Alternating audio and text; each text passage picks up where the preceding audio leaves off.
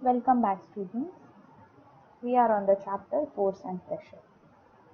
In last lecture, I had given you something to think about. Does air exert pressure on us? And does ocean exert pressure on its fish? Okay. We are going to study force and pressure.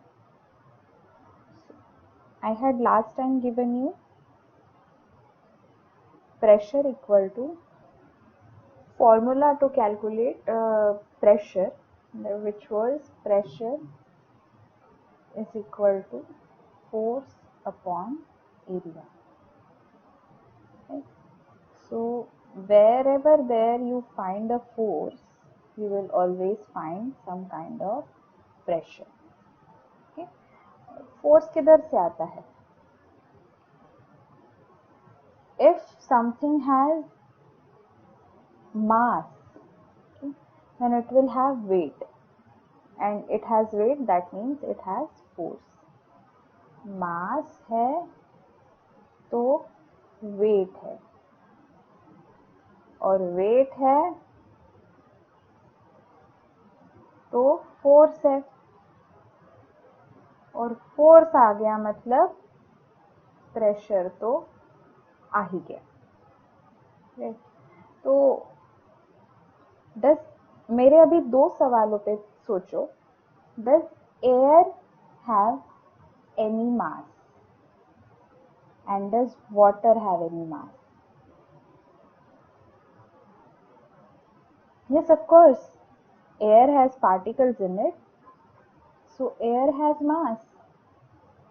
And water has mass. कभी उठा के देखो पानी का bottle, heavy होता है ना.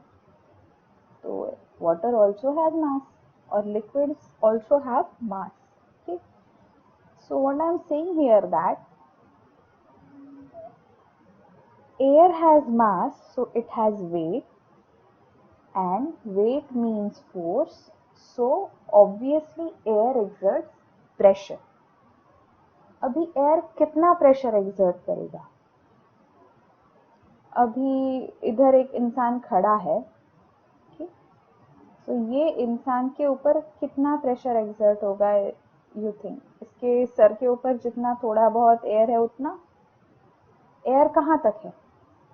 Right from here you can take this arrow till the end of the atmosphere. इतना बड़ा क्या है? एयर कॉलम है. किधर? On everybody. Everybody has this entire air column on their head.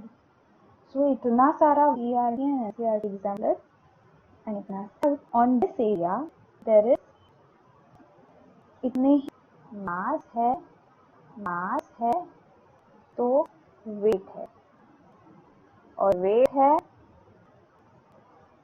तो फोर्स है, और फोर्स आ गया मतलब प्रेशर तो आ ही है. तो मेरा भी दो सवाल पे सोचो. Does air have any mass? And does water have any mass? Yes, of course. Air has particles in it. So air has mass. And water has mass. कभी उठा के देखो पानी का बॉटल, हेवी होता है ना. तो water also has mass, और liquids also have mass. Okay. So what I am saying here that air has mass, so it has weight, and weight means force. So obviously air exerts pressure. अभी air कितना pressure exert करेगा? अभी इधर एक इंसान खड़ा है, तो ये इंसान के ऊपर कितना प्रेशर एक्सर्ट होगा यू थिंक? इसके सर के ऊपर जितना थोड़ा बहुत एयर है उतना. एयर कहाँ तक है? Right from here you can take this arrow till the end of the atmosphere. इतना बड़ा क्या है? एयर कॉलम है. किधर? On everybody. Everybody has this entire air column on their head. So इतना सारा वजन सर पे रख के रोज हम चलते हैं. Let's see more effects of pressure first, then we'll understand this concept. Now you must have studied compositions of solids, liquids and gases. Okay, so liquid के पार्टिकल्स, गैस के पार्टिकल्स और सॉलिड के पार्टिकल्स, अगर मैंने एक ही volume का, cubic volume का 3 cubes ले लिया, तो इन सब के अंदर मुझे एक में सॉलिड रखना है, एक में गैस रखना है, एक में लिक्विड रखना है, तो कितना गैस आएगा, कितना सॉलिड आएगा, कितना लिक्विड आएगा, कैसे पता चलेगा? एक पर्टिकुलर डिस्टेंस होता है गैस, सॉलिड, लिक्विड, गैस के पार्टिकल्स में.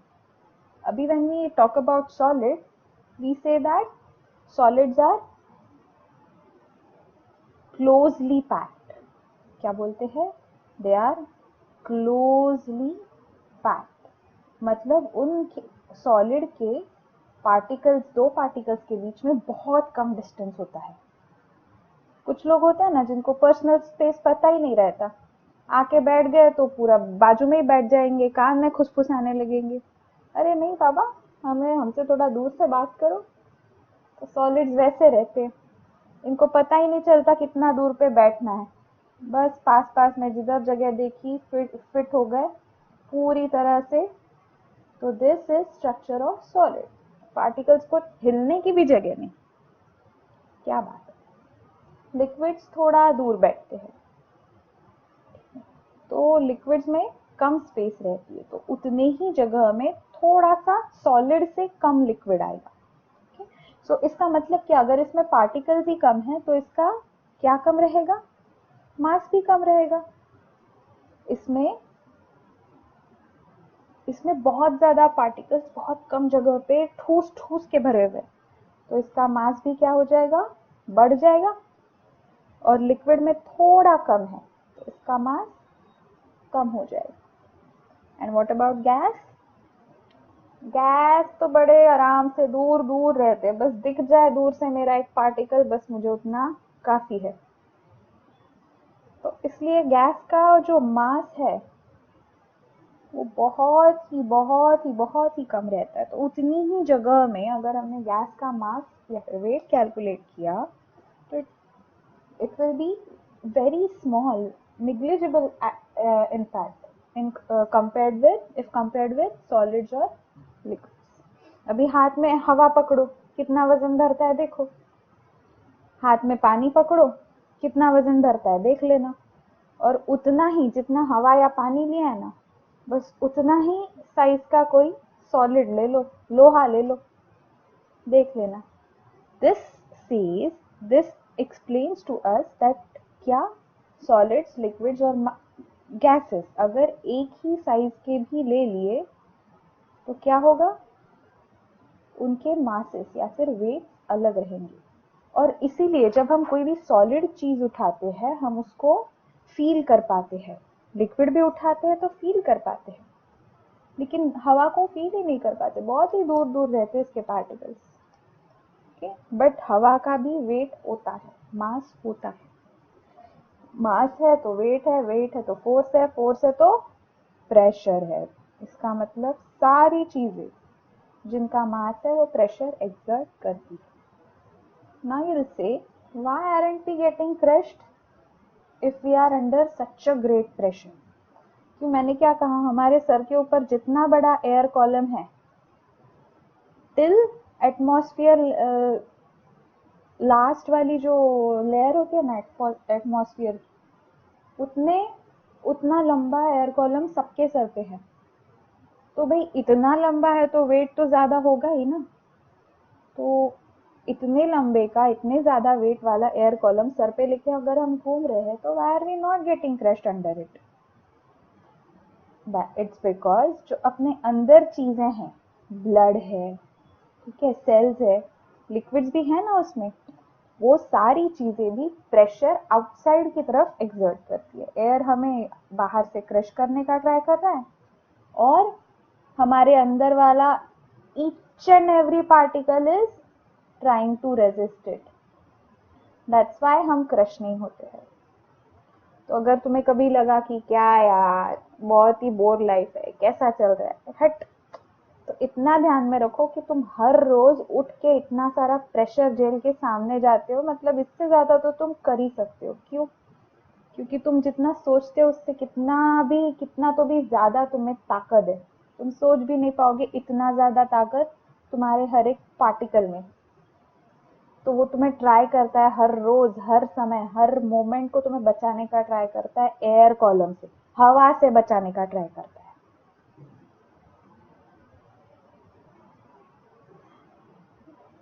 Let's see some more examples where you can clearly observe this. अभी तुम्हें तो दिख नहीं रहा कि अंदर का क्या फाइट कर रहा है, कैसे फाइट कर रहा है, right?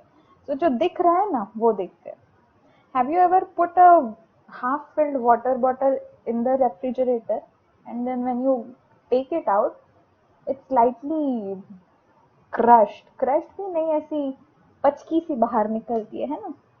So how does that happen? Let's see. Now, when you put a water bottle, water at room temperature, inside the fridge, what happens is you must have closed the lid of the bottle, huh? So what happens there is उसके अंदर जो हवा है वो room temperature की है, और fridge कैसा है? फ्रिज तो ठंडा है। तो फ्रिज के अंदर जब वो बॉटल जाती है तो बॉटल के अंदर जो एयर पार्टिकल्स है वो क्या हो जाते हैं, उसमें ह्यूमिडिटी भी होती है ना, तो वो कंडेंस हो जाती है, पानी यहाँ पे गिर जाता है और अंदर कम एयर बचती है, कंडेंस होने पे वो कॉम्प्रेस होती है। तो जब तुम उसे बाहर निकालते हो और देखते हो, ऑब्जर्व करते हो, तब वो क्रश इसलिए होता है क्योंकि अभी अंदर जो प्रेशर है, जो अंदर से बॉटल को सेव कर रहा है, वो जो प्रेशर है, air pressure, it has decreased. Why? Because air ही कम हो गई है अंदर। लेकिन outside atmosphere pressure which is trying to crush the bottle is still the same, उतना ही ज्यादा है अभी भी। तो इसकी वजह से when the pressure inside the bottle drops to that level, it gets crushed and it looks something like this. You must have, not exactly like this, but you must have seen something like this. Okay. Similarly, you must have seen this thing in milk cartons or any uh, any any sort of cartons that you put in your fridge। रखते time तो अच्छे भले सुंदर दिखने वाले रहते हैं, लेकिन जब बाहर निकालते हो they look something like this। Same thing, you must have put the lid there like that। So अभी हवा अंदर जाने को कोई जगह नहीं है। एक बार वो बंद कर दिया तो अंदर जितनी हवा है उतनी हवा। रूम टेम्परेचर पे थोड़ा गर्म रहता है, फ्रिज में थोड़ा ज्यादा रहता है। तो गर्म होने से क्या होता है, हवा एक्सपांड होती है और जो बॉटल में समा नहीं पाती या फिर कार्टन में समा नहीं पाती वो बाहर चली जाती है। पर जब तुम लिड बंद करते हो, उसका ढक्कन बंद करते हो, व्हाट हैपेंस इज अभी हवा को ना बाहर जाने की जगह है, ना बाहर की हवा को अंदर जाने की। तो एक्सपांड होने की वजह से जो बाहर पार्टिकल्स पुश्ड आउट हो चुके हैं, they can not come back. So as a result अंदर हवा कम हो जाती है, या फिर एयर प्रेशर फिर कम हो जाता है। जब वो कंडेंस हो जाता है तो pressure that is saving this carton, saving from getting crushed, is lowered, and when it is taken outside in normal temperature, normal air pressure, what happens is this happens। Have you ever seen vacuum cleaner working? Vacuum cleaner actually सक नहीं करता है, जो बाहर का atmospheric pressure है वो कचरे को अंदर ढकेलता है। क्यों? क्योंकि वैक्यूम क्लीनर अंदर का हवा बाहर निकालता है, तो यहाँ से जो प्रेशर आ रहा है बाहर से वो कचरे को अंदर ढकेल देता है। ठीक है, अभी इसी चीज पे तुम जो, ठीक है, वैक्यूम क्लीनर तो सबने नहीं देखा होगा कैसे करता है, क्या कोई इतना ध्यान नहीं देता घर में सफाई वाली चीजें कैसी चलती है, वो तो बस मम्मी कर लेती है, बाकी कोई ध्यान नहीं देता कैसे करना चाहिए, कैसे होता है। तो थोड़ा फैमिलियर एग्जाम्पल, तुमने कभी कुछ स्ट्रॉ से पिया है? You must have had some milkshake or something with straw, right? So how does that work? तुम्हारे स्ट्रॉ के अंदर माउथ तक आता कैसे है वो liquid?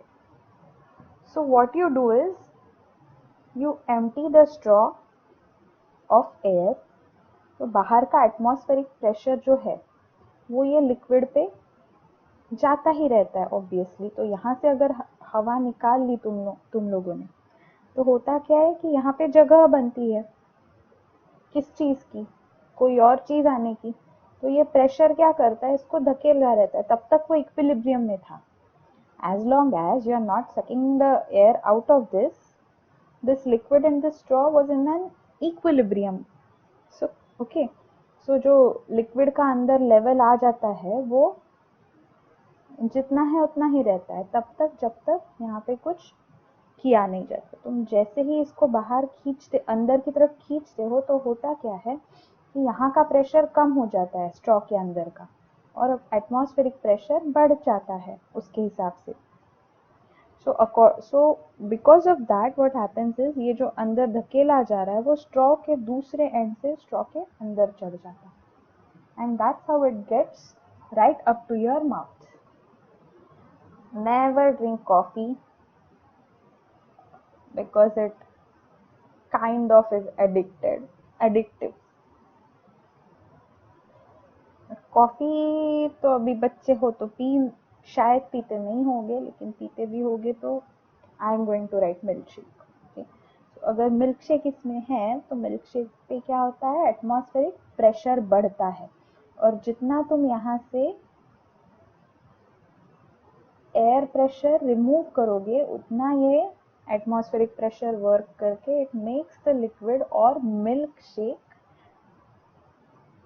Rise the level inside the straw, और इस तरह से वो तुम्हारे माउथ तक आ जाता है। So do fish feel the water pressure when they are so much deeper into the water? क्या पानी भी इसी तरह से प्रेशर एक्सर्ट करता होगा? ऑफ कोर्स करता होगा।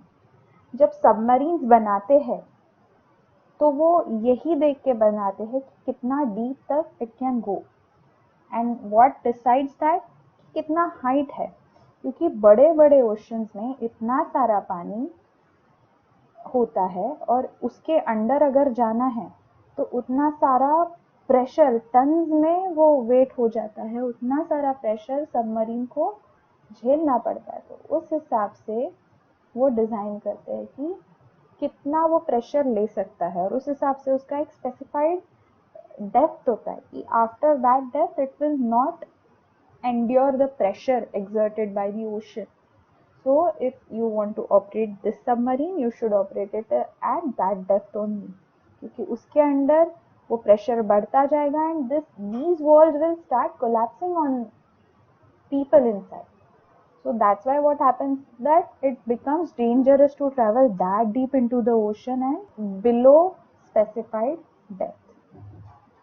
Okay, so that's how they are devised. नीचे उतना तक का वो प्रेशर सह लेंगे तो वहां तक वो जाएंगे, और जो अंदर रहने वाले ये फिश वगैरह लोग होते हैं, वो लोग क्या होते हैं, वो लोग उतना प्रेशर झेल पाते हैं। कैसे झेल पाएंगे? जिस तरह से हम एयर प्रेशर झेल सकते हैं। We have an ocean of air above us and they have ocean of water above them.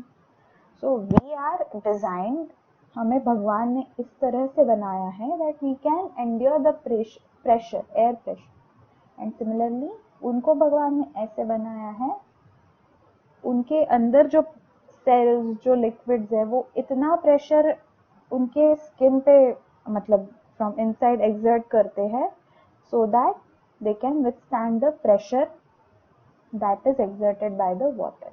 Ocean कुछ भी, कोई भी हो, जितना डीप वो फिश रहता होगा उतना स्ट्रॉन्ग उसके बॉडी के अंदर का प्रेशर होगा। ठीक, now I want you to try something. Take a plastic bottle, mummy से पूछ के लेना, कोई भी उनके काम की बॉटल मत ले लेना।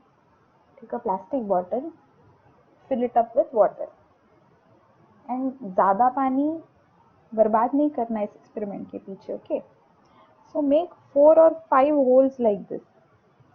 Okay, and जब पूरा पानी भरा रहेगा what will happen then?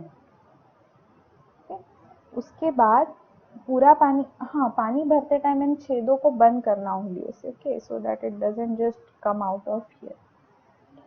And पानी पूरा भरने के बाद व्हाट यू डू इज उन उंगलियों को हटा दो, सो दैट छेद खुले हो जाएंगे। तो पानी कुछ इस तरह से बाहर निकलेगा। तो सबसे नीचे वाला छेद है उससे बहुत दूर तक पानी गिरेगा, और उसका जो रीच है, पानी का जो रीच है ऑन फ्लोर, वो कम होते जाएगा जैसे जैसे छेद का हाइट ऊपर बढ़ते जाएगा। अभी मैंने इतना तुम्हें प्रेशर समझाया है, can you think of a reason? Now pause करो ये वीडियो इधर ही, and think of a reason why this would happen, and then play it. Okay, so I am going to tell reason now. इस height पे ये छेद के ऊपर इतना ही पानी है, तो pressure exerted is obviously less. So ये कम प्रेशर में सिर्फ इतना ही दूर तक जा पाता है। इसका इतना हाइट ले लो तो थोड़ा प्रेशर बढ़ जाता है, तो ये थोड़ा सा दूर तक पहुंच पाता है। Similarly we can say about ये नीचे वाले छेद जो भी है, तो जितना नीचे तुम छेद करोगे उतना उस पे, मतलब वो छेद के अराउंड जो पानी है, छेद के अंदर जो पानी है, उस पे पूरी बॉटल भर के पानी का प्रेशर होगा। तो वो बहुत जोर से बाहर फेंका जाएगा, यहाँ से जो आने वाला पानी होगा तो बहुत दूर तक आएगा, राइट। सो अगर, मतलब ऐसा करना मत, लेकिन अगर if we keep water flow, करना मत क्योंकि क्या है, धूप के दिन है, पानी वेस्ट नहीं करना चाहिए, ठीक है। जब पानी एनीवे भी वेस्ट नहीं करना चाहिए, अभी और ज़्यादा सेव करना चाहिए। तो यहाँ से अगर हम चलता पानी रखें सो दैट ये लेवल ही कम ना हो, ये इतना का इतना भरा ही रहे, तो क्या होगा कि ये तुम अलग से देख पाओगे कि ये ऐसा और ऐसा ही निकलता है। एक काम करना, अगर ये करना है ना तो नीचे एक बकेट रख लेना, सो दैट पानी वेस्ट नहीं जाएगा, यहाँ वहाँ यूज कर पाओगे, बकेट वगैरह रख देना। बस what you will get to know is, what you will get to see is, यहाँ से जो तुम लेवल कम नहीं होने दे रहे, तो इस पे जो प्रेशर है वो उतना ही बना रहेगा, और ये इतना ही दूर आता रहेगा पानी। That's the reason. What is the reason? The pressure. यहाँ पे ऊपर वाले छेद में कम प्रेशर है, नीचे में थोड़ा ज्यादा, तो यहाँ पे थोड़ा ज्यादा। अभी ये लेवल पे अगर तुम बहुत सारे भी छेद करते हो बॉटल को, तो उतने सारे छेदों में से इतनी ही दूर तक पानी आएगा, क्योंकि सारे पॉइंट्स पे in on this level, on all the points you will find same pressure being exerted. Okay, now as a conclusion क्या है, हम जो चल रहे हैं, ये है अर्थ का सरफेस, हम यहाँ पे चल रहे हैं, और यहाँ तक कुछ एटमॉस्फेयर है, ठीक है। तो इतना बड़ा एयर कॉलम हर इंसान के सर पे होता है, तो ये एयर कॉलम जितना प्रेशर कौन से एरिया पे, ये इसका एयर कॉलम का जो बेस पकड़ रहे हो ना, इमेजिन कर लो कि इतना बेस पकड़ा है, और ये पूरे इस बेस पे जितना एयर कॉलम आएगा उतना एयर कॉलम यहाँ पे जितना भी प्रेशर एक्सर्ट करेगा उसको बोलते हैं वहाँ का एटमॉस्फेरिक प्रेशर। अगर मैंने now if you imagine a unit area, इधर अर्थ के सरफेस पे I have imagined a unit area, और इसके ऊपर I have extended what, an air column here, okay. So in this unit, on this unit area I have imagined an air column that extends up to end of the atmosphere, ठीक है। तो उतना लंबा air column का weight इस unit area पे जितना pressure exert करेगा उसको बोलते हैं 1 एटमॉस्फेरिक प्रेशर, 1 atm प्रेशर। कितना?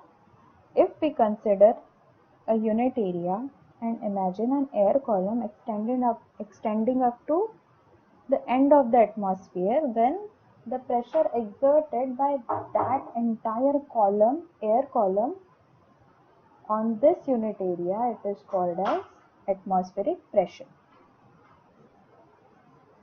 So इसको बोलते हैं 1 atmospheric pressure.